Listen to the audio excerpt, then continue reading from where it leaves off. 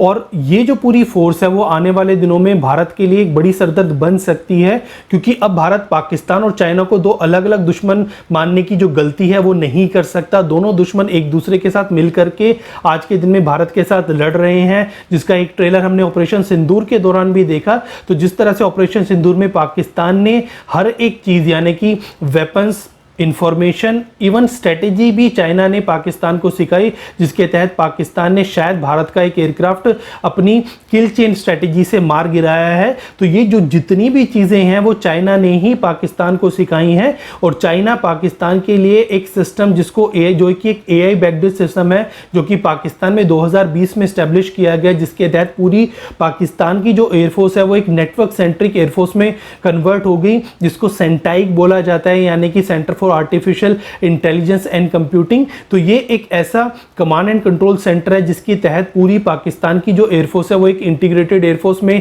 Transform हो चुकी है। और जब भी जरूरत पड़ेगी चाइना और पाकिस्तान दोनों एक दूसरे के साथ इंटीग्रेट कर सकते हैं। तो आने वाले दिनों में हमें रॉकेट फोर्स भी इंटीग्रेटेड होती हुई नजर आएगी, हमें एयरफोर्स जो कि ऑलरेडी इंटीग्रेट हो चुकी है, जिसका हमने मुजाहरा भी कुछ दिनों पहले देख लिया है। इसके अलावा नेवी भी आने वाले दिनों में इनकी इंटीग्रेट होगी। तो भारत के सामने अब पाकिस्तान नाम का कोई देश नहीं है, बल्कि चाइना पाकिस्तान नाम का एक बड़ा दुश्मन है जो कि भारत को चारों तरफ से घेरे हुए है। तो भारत अब किसी भी तरह से इन न्यूज़ को या फिर इन डेवलपमेंट्स को नजरअंदाज नहीं कर सकता। भारत को हर एक डेवलपमेंट जो कि पाकिस्तान में भी हो रही है उसके ऊपर पूरी तरह ध्यान रखने की जरूरत है, क्योंकि ये चाइना ही है जो कि भारत से हिमालय में अगर लड़ाई नहीं लड़ सकता तो वो पंजाब और थार डेजर्ट में लड़ने के लिए पूरी तरह से तैयारी कर रहा है। तो इस तरह से भारत के लिए ये पाकिस्तानी डेडिकेटेड रॉकेट फोर्स एक सरदर्द साबित हो सकती है।